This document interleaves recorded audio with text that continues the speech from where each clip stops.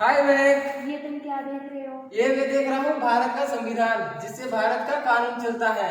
पर भारत भारत कुछ सरकार चलाती है तो मतलब कानून नहीं नहीं, सरकार भी इसी कानूनों के आधार पर चलती है। ये देखिए लिख रखा है इसमें, इंडियन कॉन्स्टिट्यूशन ऑफ इंडिया। हाँ, ये मतलब फोटोज छप तो रही है। हाँ हाँ, देखो इधर बिल्ली, ये डॉग, और ये देखो गांधी जी, नेहरू। भाई बच्चों, मैं तब से तुम्हें देख रहा हूँ। Good afternoon sir. Good afternoon Mahak and Suresh. जी सर। भाई वेरी गुड आफ्टरनून। मैं सर, थोड़ा सा मास्क लगाएं और मैं मास्क हटाता हूँ, थोड़ा सा नीचे गैप बनाए। जी। और मैंने ये पीछे से देखा आप दोनों को कि आपकी नजर इस कुत्ते और इस बिल्ली पर यानी डॉगी और कैट पर, इस चिड़िया पर जा रही है। जी सर। और मैं देख रहा था महक को ये गांधी जी और नेहरू जी भी दिख रहे हैं। जी सर। भाई बच्चों की इस क्यूरियोसिटी का जवाब तो देना पड़ेगा। जैसा कि पैन इंडिया आउटरीच प्रोग्राम के तहत आज एक जुडिशियल ऑफिसर बतौर सेक्रेटरी, जैसे मैं डीएलएसए सिरमौर, हम 2 अक्टूबर से 14 नवंबर गांधी जी के बर्थडे से लेकर नेहरू जी के बर्थडे तक ऑल ओवर इंडिया, जिस तरह सिरमौर में महक 545 गांव है और 259 ग्राम पंचायत है, उनको मुझे कवर करना है 45 दिन में। जी सर। और उसमें सबसे इंपॉर्टेंट चीज है भारत का संविधान। जी सर। आपको पता है देश सरकार नहीं चलाता, जो आप बोल रहे थे मैं पीछे से सुन रहा था। सुरेश बिल्कुल ठीक कह रहा है, देश एक किताब चलाती है। जो किताब आप यहाँ देख सकते हैं, उस जमाने के 64 मिलियन रुपए लगाकर 2 साल 11 महीने 18 दिन में बना। जी सर। आपको पता है ये वर्ल्ड का सबसे लेंथीएस्ट कॉन्स्टिट्यूशन है। जी सर। और आप यंगेस्ट जनरेशन, भारत के ओल्डेस्ट सिविलाइजेशन के प्रोडक्ट, आपका देश गांव में बसता है। 6.7 लाख यानी 2,75,000 ग्राम पंचायत और गांव में बसने के जितने भी कानून है वो पार्ट 4 कॉन्स्टिट्यूशन में लिखे हैं। कैसे? पूछो कैसे? कैसे? देखो, गांव में हमारे बुजुर्ग हैं, गरीब हैं, दलित हैं, शोषित हैं, कोई किन्नर है जिसको ट्रांसजेंडर कहते हैं, ये सारे कानून 37, 39 अनुच्छेद यानी आर्टिकल में लिखा है। भारत अगर होगा तो अशोका की तरह एक कल्याणकारी राज्य।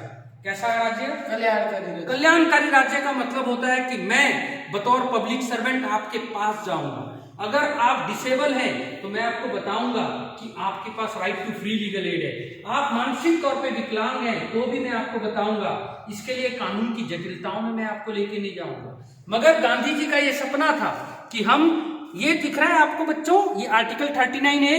जी सर। ये नालसा का साइन दिख रहा है। Yes sir. ये नालसा ही सुप्रीम कोर्ट है और स्टेट लेवल पे honourable high court, SLSA SALSA state legal service authority, और मैं डिस्ट्रिक्ट लेवल पे डिस्ट्रिक्ट लीगल सर्विस अथॉरिटी। और इसका सपना था कि सूरज की रोशनी की तरह ये रोशनी, क्या सूरज किसी से भेदभाव करता है?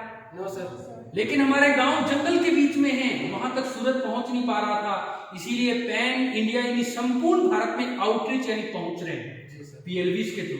महक एक लॉ स्टूडेंट हो आप, और सुरेश आप चाइल्ड हेल्पलाइन बहुत अच्छा काम कर रही है बच्चों के लिए। आपके बच्चों के लिए यहाँ देखो, हमने कैलाश सत्यार्थी जी को बच्चों के साथ आर्टिकल 23-24 में दिखाया है। नेहरू जी की बातें फंडामेंटल राइट हैं, तो गांधी जी की बातें डायरेक्टिव प्रिंसिपल है। जी सर। और फंडामेंटल राइट कैलाश सत्यार्थी जी आर्टिकल 23-24 महक, जिस तरह आपके लॉ कॉलेज के आसपास आपने देखा होगा काला अम्ब में कई सारे गरीब के बच्चे बेचारे, जब कंस्ट्रक्शन हो रहा होता है तो बैठे होते हैं, स्लम में भी आप देखते हैं। तब आपको याद आना चाहिए आर्टिकल 19 से 22 के बीच में 21A, इस देश में बच्चों को पढ़ने का अधिकार 14 साल तक फ्री है। 6 से 14 तक क्या है महक?